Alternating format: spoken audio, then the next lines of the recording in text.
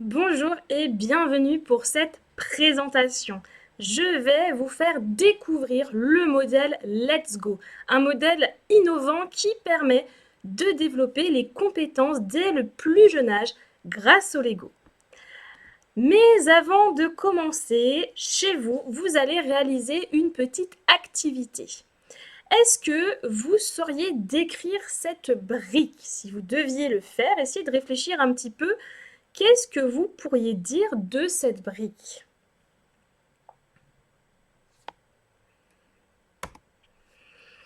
Un modèle plutôt simple, on pourrait dire que c'est une brique rectangulaire rouge en 2 par 4. 2 par 4 tenons, 2 par 4 chapeaux que l'on voit sur le dessus.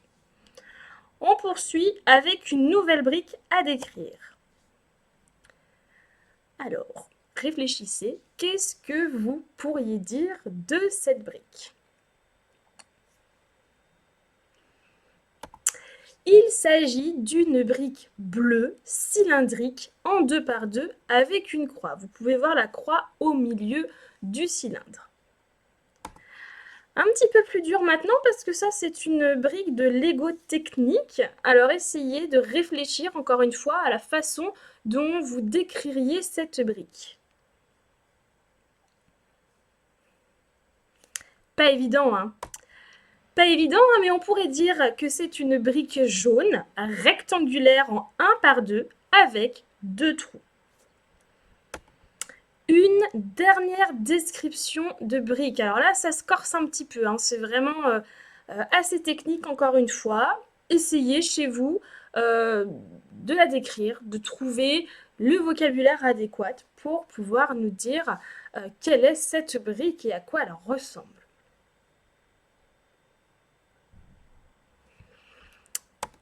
Allez, je vous dis tout, il s'agit d'une coquille droite en 3 par 8 par 2 avec un arc. Alors là, c'était pas évident du tout. C'est comme ça qu'elle est décrite factuellement par le groupe Lego, mais bien évidemment, vous avez peut-être employé un autre vocabulaire. Alors c'est pas évident et cette activité visait à vous faire comprendre que la légothérapie, c'est pas simplement jouer avec des petits Legos, mais je vais vous en parler un petit peu plus précisément maintenant. On va commencer avec ces deux photos de deux hommes merveilleux qui ont fait de grandes choses. À gauche, on retrouve Ole Kirk Christiansen, qui est donc un menuisier danois. Et c'est lui qui, en 1932, a eu l'idée de concevoir les petites briques Lego. Son objectif à la base, c'était de proposer des jouets qualitatifs aux enfants et de les voir jouer, s'émerveiller et être heureux uniquement, entre guillemets. En tous les cas, son but premier, c'était vraiment de développer des jeux et de voir les enfants jouer. 60 ans plus tard, dans les années 90, eh bien, personne n'aurait pu imaginer que Daniel Le Goff, qui est un neuropsychologue américain, emploie ces petites briques destinées à la base au jeu comme un outil thérapeutique. Depuis 2004, on recense 13 études dans le monde, aux USA, au Royaume-Uni et en Hollande, qui abordent la légothérapie. Ces études valident scientifiquement l'impact positif que peut avoir la légothérapie lorsqu'on l'emploie auprès de personnes présentant un trouble du spectre de l'autisme pour les aider à développer leurs compétences sociales, interactionnelles, communicationnelles.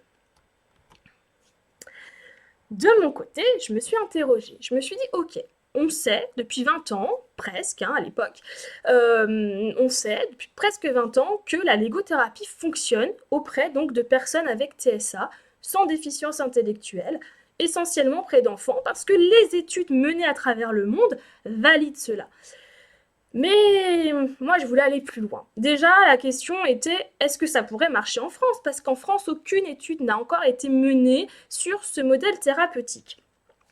Et puis je me suis dit, le trouble du spectre de l'autisme, c'est un trouble du neurodéveloppement, mais ce n'est pas le seul trouble du neurodéveloppement, parce qu'on retrouve aussi le TDAH, les troubles 10, le déficit intellectuel. Et puis moi qui travaille en libéral auprès de divers enfants, divers adultes, je me suis dit, mais je n'accompagne pas que des personnes avec troubles du neurodéveloppement. Donc, Peut-être qu'on pourrait élargir aussi le public bénéficiaire de la légothérapie. Est-ce que ça pourrait fonctionner auprès de personnes, par exemple, avec trisomie 21, avec schizophrénie, même des personnes âgées qui auraient des troubles cognitifs ou une démence sénile? Et puis, est-ce que ça marche uniquement auprès d'enfants ou est-ce que ça peut aussi marcher auprès d'adolescents, d'adultes, de personnes âgées? Toutes les études ont été menées en groupe parce que l'idée, c'était de se dire, en groupe, on développe les compétences sociales, mais on a des études récentes qui montrent qu'on peut commencer à travailler ces compétences sociales en séance individuelle. Donc, ne pourrait-on pas imaginer qu'on fasse des séances en groupe, mais aussi en individuel? Et enfin, je me suis dit, qu'en est-il de la qualité de vie? Parce que prouver que ça fonctionne, prouver que les compétences sont meilleures après avoir bénéficié de séances, c'est très bien. Mais est-ce que ça impacte la qualité de vie? Est-ce que les bénéficiaires se sentent mieux après avoir eu des séances de légothérapie? Est-ce que leurs proches voient un impact positif au quotidien? Eh bien, c'est tout ça que j'ai voulu chercher et ce sont les questions auxquelles j'ai voulu répondre lorsque j'ai démarré mon doctorat et que j'ai choisi de réaliser une thèse sur la question. Alors, les résultats étaient assez incroyables. Moi, j'ai mené une étude de 2021 à 2024 et en fait, les études, elles sont, en tout cas cette étude auprès de tous les publics testés, montre des résultats assez impressionnants en individuel comme en groupe, auprès de toutes les tranches d'âge, auprès de tous les publics évalués, que ce soit avec troubles du neurodéveloppement, sans troubles du neurodéveloppement, avec autres pathologies. Et puis, l'étude, elle démontre également qu'on observe une amélioration de la qualité de vie ressentie par les bénéficiaires et par leurs proches. Donc ça, c'est très très important et intéressant. Alors là, je vous parle de la légothérapie, mais en réalité, ce que je voudrais vous présenter aujourd'hui, c'est le modèle Let's Go. Parce que j'ai donc travaillé à la base sur la légothérapie, j'ai vu que ça fonctionnait, j'ai lu les études et je me suis rendu compte par moi-même que ça fonctionnait. Et je me suis dit, mais pourquoi ne pas aller plus loin? Pourquoi on utiliserait des Legos uniquement auprès d'un certain public et uniquement pour développer les compétences sociales? Alors qu'en fait, on pourrait développer vraiment de nombreuses compétences clés. Les compétences émotionnelles, cognitives, académiques, travailler l'orientation. Donc j'ai créé ce modèle, le modèle Let's Go, qui regroupe 5 programmes différents. Le but étant de travailler sur différents domaines, sur différentes approches en fonction des besoins de chacun. Alors, on va commencer par Let's Talk. Alors, Let's Talk, ça reprend bien évidemment la légothérapie, mais du coup de manière élargie à différents publics.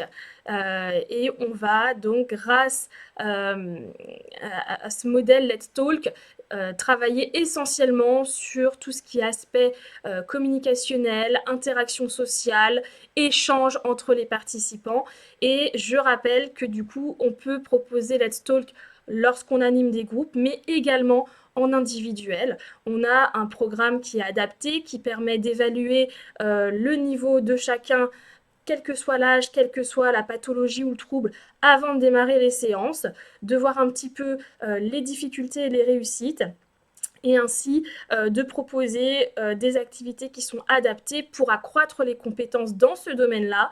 On réévalue en fin de séance et on voit les progrès, on peut mesurer véritablement les progrès grâce à une échelle d'évaluation. Let's Play. Let's Play, c'est un programme qui s'adresse aux tout petits de moins de 5 ans ou bien aux plus grands qui vont présenter un retard développemental, un trouble peut-être un peu plus important. Et l'idée, c'est d'utiliser essentiellement des duplos, parce que les duplos font partie bien sûr de la gamme Lego. Ce sont des briques qui sont 2 fois plus grosses que les Lego, qui sont beaucoup plus manipulables pour les plus petits ou pour les personnes qui rencontrent des difficultés. Et l'idée, c'est de travailler sur le jeu libre, sur les fonctions exécutives, sur certains prérequis à l'entrée à l'école. Donc voilà, toujours de manière ludique, on va leur apporter tous ces éléments à l'aide des duplos. Let's Learn, avec notamment le programme Lego Academic Skills. C'est un programme que j'ai créé pour toute la partie scolaire, académique, puisque on a des jeunes alors qui sont soit en difficulté scolaire soit pas du tout, mais qui peuvent présenter un manque de confiance en eux ou qui n'ont pas compris certaines notions et qui vont faire des sortes de blocages et se dire qu'ils ne vont pas y arriver. Donc avec Let's Learn et notamment le programme Lego Academic Skills, eh bien je propose des activités de la petite section au CM2 en France qui équivaut environ à 3 à 11 ans. C'est valable en France mais aussi dans les pays étrangers. L'idée c'est de proposer des activités avec les briques Lego pour chaque classe, chaque année scolaire, dans tous les domaines vus à l'école. Et l'idée, c'est de pouvoir vraiment redonner confiance aux enfants, de leur proposer de manipuler aussi du matériel, en l'occurrence des Lego, pour les aider à mieux comprendre et à mieux appréhender les concepts. STEAMLab. STEAMLab eh bien, permet du coup d'appréhender tout ce qui est sciences, technologie, ingénierie, arts, mathématiques. Les jeunes vont explorer différents concepts, apprendre à coder et ça va les aider vraiment à développer leur raisonnement, leur stratégie, l'organisation, la planification. Donc on a une multitude d'activités. On peut utiliser la robotique, c'est apprécié généralement par les plus grands, hein, même certains plus jeunes d'ailleurs, mais on ne va pas utiliser que ça. On va vraiment utiliser des briques, on va créer des activités et le but c'est de développer ce raisonnement chez eux pour que ça les aide en classe, mais dans tout leur environnement quotidien. Ils vont réfléchir par eux-mêmes et trouver des solutions. Et enfin, le petit dernier, Let's Build. Let's Build, c'est un programme qui s'appuie sur la méthodologie Lego Serious Play et qui va permettre de travailler sur l'orientation scolaire ou bien la réorientation professionnelle, donc plutôt adressé à des ados ou à des adultes. L'idée, ça va être de travailler sur la motivation de chacun, sur les aspirations de chacun et de pouvoir trouver sa voie en faisant des activités qui vont permettre de réfléchir justement sur ce que l'on aime et sur ce que l'on souhaite faire et entreprendre. Alors ce modèle, il s'adapte partout. On peut l'utiliser bien sûr en classe, à la maison, à la crèche, en pratique libérale, dans des maisons de retraite. On n'a pas de limite en soi, on n'a aucune limite et ce modèle peut vraiment fonctionner dans divers environnements. Alors, je conclus une pré-conclusion même, hein. Quelques chiffres parce que ça me semblait important. On sait quand même que 10 à 20% des enfants en âge scolaire présentent des difficultés sociales et émotionnelles significatives. Le harcèlement scolaire, quant à lui, il est estimé selon les pays entre 10 et 30%, hein, ne serait-ce que 10%, c'est déjà trop.